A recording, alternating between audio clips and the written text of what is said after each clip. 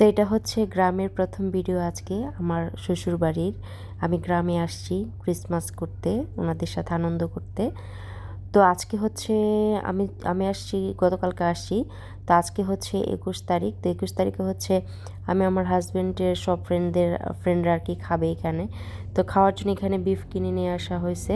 তো ওনারা যার যার দেশের খাবার যারা যেটা পছন্দ করে সেটাই রান্না করা হবে। তো এখানে হচ্ছে বিফ কলিজা মানে মিক্সড করে আর কি রান্না করা হয়েছে, ভুড়ি সব কিছু মিলাই আনা হয়েছে। তো এখানে হচ্ছে ওরা হচ্ছে ক্লিন করতেছে, ক্লিন করার পরে হচ্ছে রান্না করা হবে। তো দেখুন আমার কি অবস্থা, একদম জার্নি করে একদম শেষ। এই জন্য বাসুরের বউ বলতেছে তোমার কাজ করার বেশি দরকার নাই, তুমি রেস্ট করো, কারণ তুমি অনেক দূর থেকে আসছো। আমি বলছি থ্যাংক ইউ ভাবি। তো আমি জাস্ট ভিডিও করতেছি, উনি আবার জানে আমার জব হচ্ছে ভিডিও করা।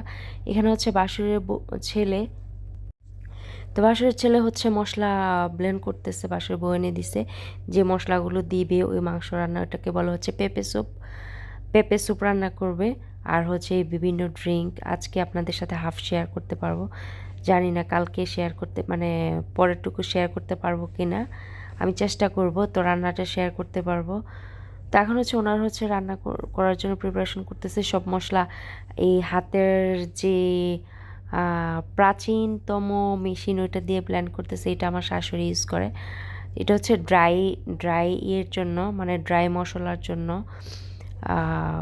টমেটোর জন্য কিন্তু এটা না। তো এটা ওনার কাছে ভালো লাগে, তো এটা দিয়ে উনি করে অনেক কিছু। ওনারা ব্লেন্ডার দিয়ে করতে চায় না, কিছু কিছু জিনিস ওনারা ব্লেন্ডার দিয়ে করে না। তা আমার শ্বশুরবাড়িটা আপনাদের কেমন লাগে, গ্রামের গ্রাম্য পরিবেশ? আমার কাছে কিন্তু বেশ ভালো লাগে, এই জন্য আমি এখানে বারবার ছুটে আসি। তো এখানে হচ্ছে বাসুর বউ রান্না করতেছে। এটা হচ্ছে পরদিন সকালবেলা, আজকে হচ্ছে 22 তারিখ। তো 22 তারিখ সকালবেলা এটা রান্না করতেছে। আমি হচ্ছে 21 তারিখ বিকেল থেকে শুরু করেছিলাম ওই ভিডিওটা। তো 22 তারিখ সকালবেলা হচ্ছে রান্না করতেছে, আজকে এই প্রোগ্রাম। তো এখানে হচ্ছে আমার বড় ননাসও আসছে, উনি হচ্ছে আমার বড় ননাস, ওই যে ওইটা আর কি ভালো করে দেখাতে পারলাম না।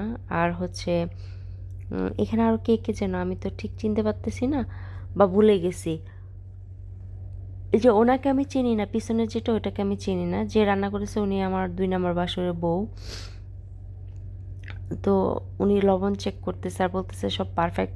পরে বলতেছে শাশুড়ি তো বলে দিছে, সব আমার শাশুড়ি বলে দিছে, শাশুড়ি বলে দিছে কীভাবে কোনটা দিতে হয় না হয়, তারপর আর কীভাবে রান্না করছে। তো বলতেছে শাশুড়ি বলছে আর পারফেক্ট হবে না, বলছে অবশ্যই। তো এই যে এখন যে পাস হইলো, উনি হচ্ছে আমার 1 নম্বর ননাস, সবচেয়ে বড় ননাস। তো উনিও আসছে আমাদের সাথে ক্রিসমাস করতে। তো এই যে রান্না হচ্ছে এখানে, আপনারা অবশ্যই কমেন্ট করবেন আপনাদের কেমন লাগলো।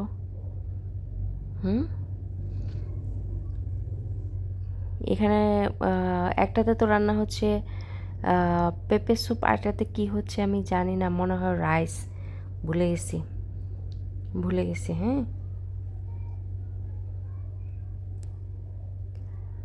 তো কি অবস্থা, কেমন লাগতেছে আপনাদের অবশ্যই বলবেন। আর আমার কাছে খুব ভালোই লাগতেছে কিন্তু গ্রামে। আর আমার ভালো লাগতেছে এই জন্য যে আমি আপনাদেরকে গ্রামের পরিবেশটা দেখাইতে পারতেছি। নাইজেরিয়ার গ্রামের পরিবেশ কেমন হয়, একদম আমাদের বাংলাদেশের মতো, একদম মানে কি বলবো, এখানে তফাৎ নাই কিছুই, জাস্ট খাওয়ার ইয়েটা আর কি তফাৎ, এর মধ্যে আর কোনো কিছুই তফাৎ নেই। তো এখানে হচ্ছে চিংড়ি সরি চিংড়ি শুটকি ইয়ে করতেছে, ব্ল্যান্ড করতেছে, ওইটার মধ্যে দিবে, ওই খাবারের মধ্যে দিবে। চার দেশে যেমন রান্না, আপনারা অনেকে বলেন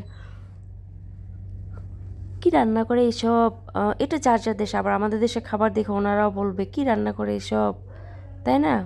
এই যে এটা ব্ল্যান্ড করে দিয়ে দিল।